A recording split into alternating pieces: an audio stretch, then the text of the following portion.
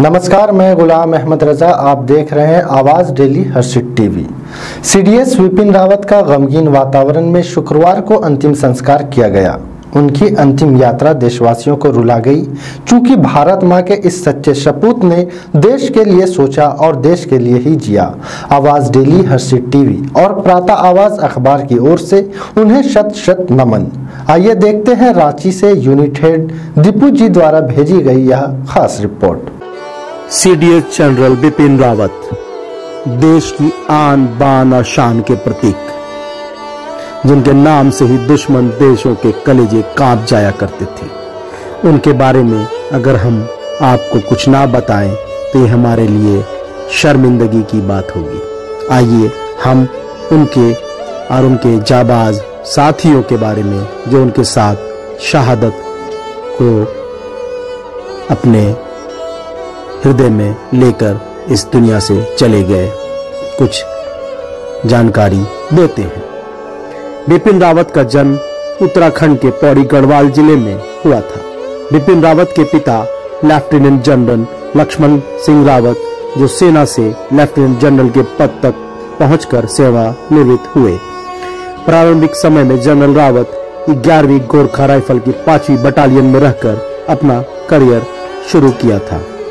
उनकी प्रारंभिक शिक्षा देहरादून में कैम्ब्रियन हॉल स्कूल, शिमला में सेंट एडवर्ड स्कूल और भारतीय सेना अकादमी देहरादून में हुई थी। भारतीय सेना अकादमी में ट्रेनिंग करते समय इन्हें स्वॉर्ड ऑफ ऑनर से भी नवाजा गया था। तमिलनाडु के कुन्नूर में सेना का MI-17 V5 हेलीकॉप्टर दुर्घटनाग्रस्त होने के चलते जनरल विपिन रावत और उनके बाकी साथियों की मृत्यु हो गई और वो शहादत को प्राप्त हुए। एक अधिकारी उसमें अभी भी जीवित है, जिनका इलाज चल रहा है। कंडीशन उनकी बहुत ही खराब बताई जा रही है।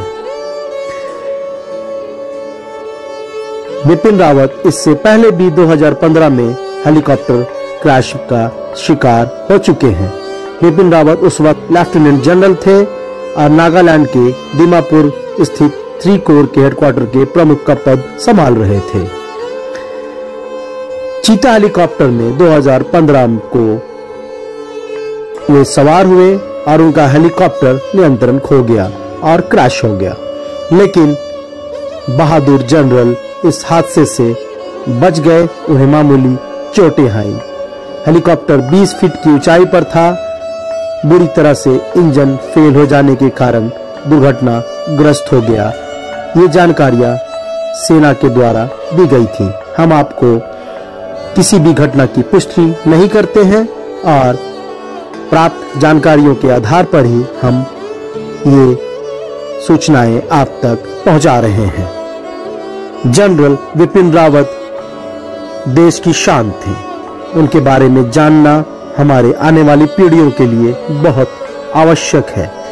जनरल विपिन रावत का जन्म उत्तराखंड के पौड़ी गढ़वाल जिले में हुआ था। विपिन रावत के पिता लेफ्टिनेंट जनरल लक्ष्मण सिंह रावत, जो सेना से लेफ्टिनेंट जनरल के पद तक पहुंचकर सेवानिवृत्त हुए।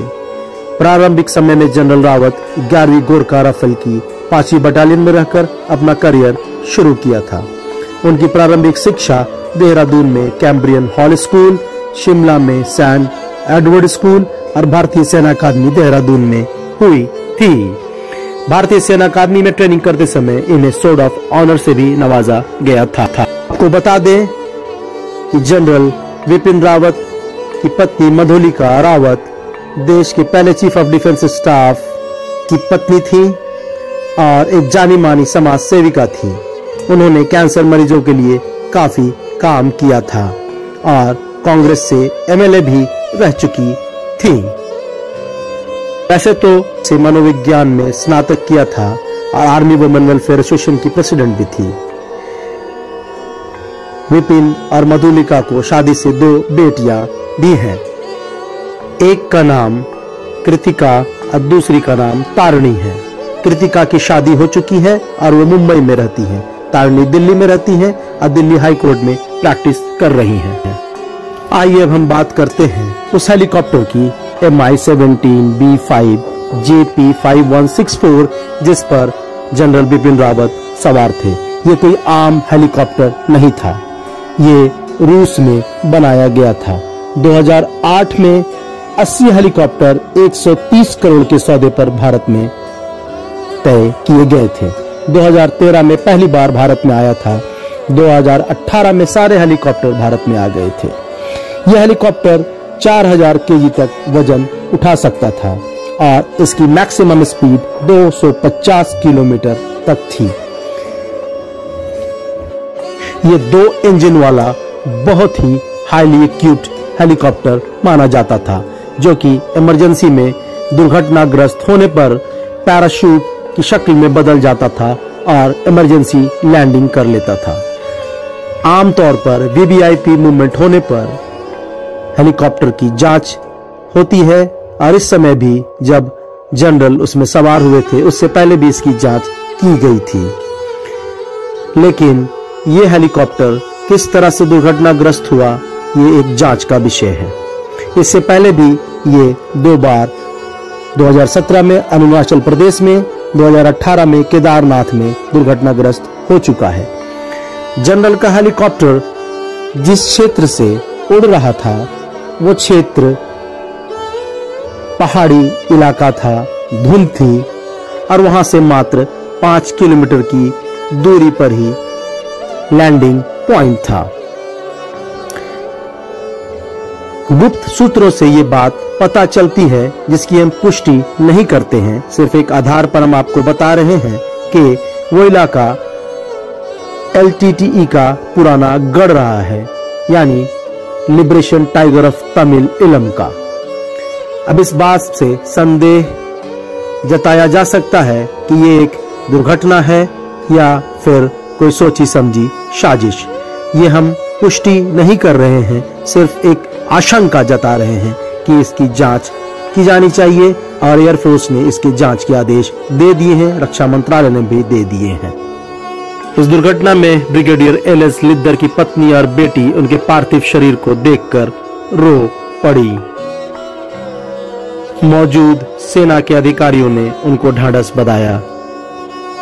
वैसे भी सेना के अधिकारियों की पत्नियां और परिवार काफी मजबूत हृदय वाले होते हैं। उनको पता होता है कि उनका जीवन किस तरह से देश के लिए समर्पित है और उनके पति किस तरह देश की सेवा के लिए हमेशा समर्पित रहते हैं।